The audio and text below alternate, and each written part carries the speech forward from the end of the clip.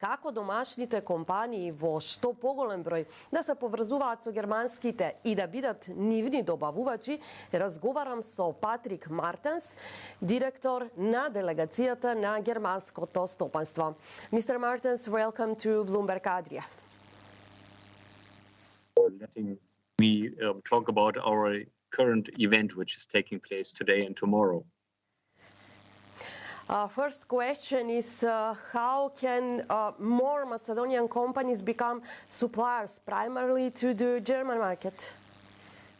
Well, first of all, they have to ask themselves whether they fulfill all the necessary criteria in terms of standards, standardization, quality, and also quantity, and whether they have the capacity to increase also in terms of finance opportunities, and also whether they have the manpower in terms of having access to the labor market, whether skilled labor is available or not. These are questions. And then, of course, they have to find opportunities like what the German Chamber Network, the HK Network is providing, such as the Supplier Balkan exhibition, which is a regional exhibition which merges a couple of industries for an opportunity to get in touch with international German buyers, and that's all about. And so that's what we try for the industries like light industries, electrical industries, IT industry, and food and beverage industry. And so this was a very first successful day, and we hope tomorrow with the other panels and the B2B meetings that we can match further companies. What are the key problems faced by German companies in Macedonia? Well, I mean, first of all, the most of the German companies in Macedonia, North Macedonia, are quite satisfied with their investments. So 75 confirmed they would reinvest.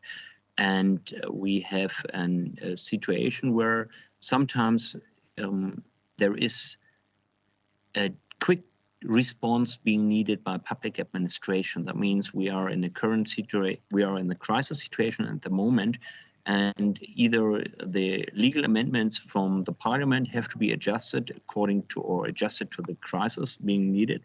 And on the other side, also sometimes companies really are in need of quick responses in terms of approvals to decide whether they can expand their capacity here or not. And this is sometimes quite challenging for one or the other company. Germany is under the threat of recession. How will that affect the Macedonian economy? Well, it will have an impact on the whole southeastern European region because of the trade volume we have with this region from the German perspective. So this might have and will have an impact, but I hope that the recovery of the out from the recession, which maybe has even not yet really started, will be possible as soon as possible. And the local companies have to be prepared, and they have to be competitive, and all over. The most important topic is also the prices of energy, because if you want to be competitive, the local industry had an advantage because of competitive prices in the energy.